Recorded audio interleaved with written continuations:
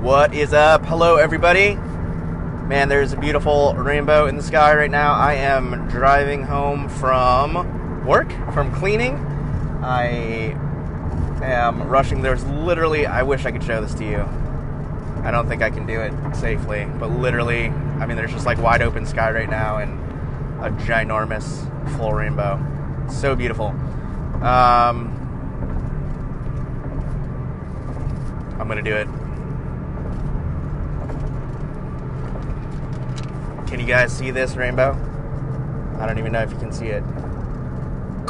It goes all the way over here. Who knows if you can see that or not? Now I gotta figure out how to get my phone back in here. And, yeah. Okay, so hopefully you saw that rainbow. Otherwise, well, that was kind of pointless. What am I talking about today? Totally distracted me. That rainbow totally distracted me. But yeah, I'm coming home from work. I am rushing home from work, actually, because I am playing djembe tonight at YWAM's Wednesday worship night. The good thing is we just hit a whole bunch of traffic, so I can put my rubber band back around my phone. Excuse me real quick. Sorry about this, guys. There we go. All right. So yeah, I'm headed back home after cleaning out in Kapolei and going to be playing djembe tonight for the Wednesday night YWAM worship night.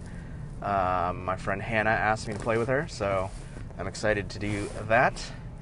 But yeah, I want to talk a little bit about embracing hardship. My son is teething right now, so there's lots of crying.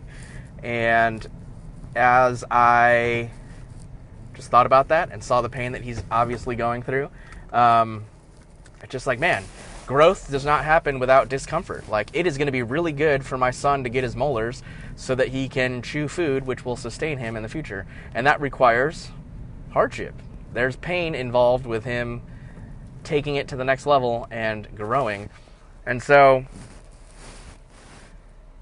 I wonder if there just needs to be a mindset shift and change with how we think about discomfort and pain.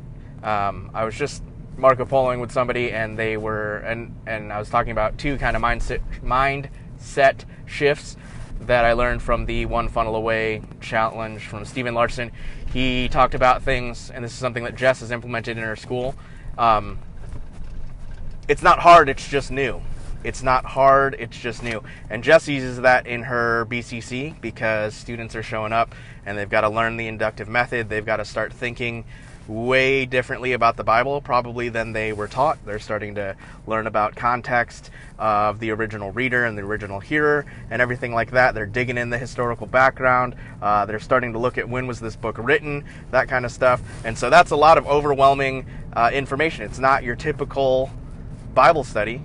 And so you're doing some in-depth study of this book. You're sitting in lectures. This week they have Chad Lewis, who is a Bible scholar. This guy knows his Bible. He can read it from the original text in Hebrew.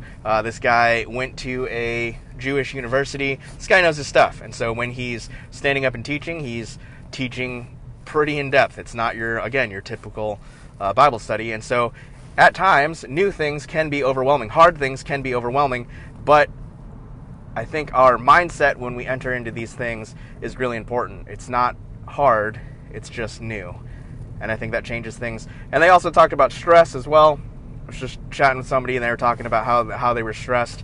And Stephen Larson talks about there being two types of stress. There's good stress, which is when things are new, right? Things are challenging. There's hardship. There's things shifting around, right? In the case of my son's teeth, there's literal teeth breaking through gums. There's things that are moving, things that are changing. That's good stress because there's going to be a good outcome of it. And bad stress would be trauma, So I don't know. What kind of hardship are you facing right now in life? And would a mindset shift, it's hard to say, mindset shift help you in that process? And I'm just trying to think through my life too. I completely underestimated how life-changing having a kid would be. I really didn't think that my life would change all that much. I didn't think it'd be that big of an adjustment. It's a complete a complete adjustment. Yeah, I think I could talk about this in another video, but I'm just going to share it now. I'm an introvert, and so how do I care for my introvert self, right? Number one, how do I not beat myself up for being an introvert? It's the way God made me. I completely get recharged by being alone, by having uninterrupted time to think, to be still, to be quiet. That's how I get charged up.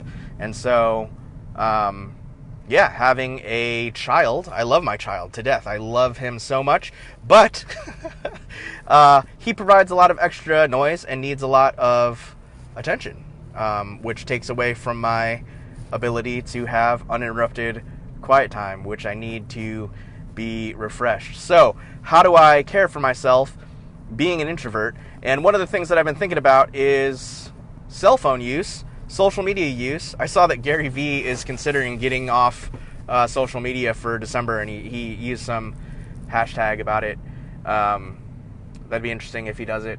I've gone on social media fasts, if you will, as well. I think I went all of 2018 without social media, and it was glorious. But we also lost a quarter of our supporters. So just because of the our volunteer status with Youth with a Mission, Jess is leading the Biblical Core course. No one gets a paycheck from YWAM. We have to keep our supporters updated, and we have to keep people involved. And so there is that aspect of social media. But that doesn't mean I have to be on it all day, and I really want to take ownership of this. And also just thinking about being present. I think I get most angsty when I am somewhere and I'm thinking about something else, right? Because then I feel like whatever situation I'm in is taking away from where I want to be, instead of just being present and being like, this is where I am right now, and I'm going to be fully there. So that is something that I really want to grow in, and especially having a child, I want to not have him grow up thinking I'm just always staring into my phone. So how do I be present with my son? That's not even that's an easy solution. Put your phone away. So, yeah, and then this morning I woke up and looked at my phone to see what time it was, and there's always someone texting you, asking you for something. And so that's just not a good way to start the day either. Maybe some people are motivated by that, but I like to start my days proactively, not reactively, and instantly my mind is just torn in a bunch of different directions.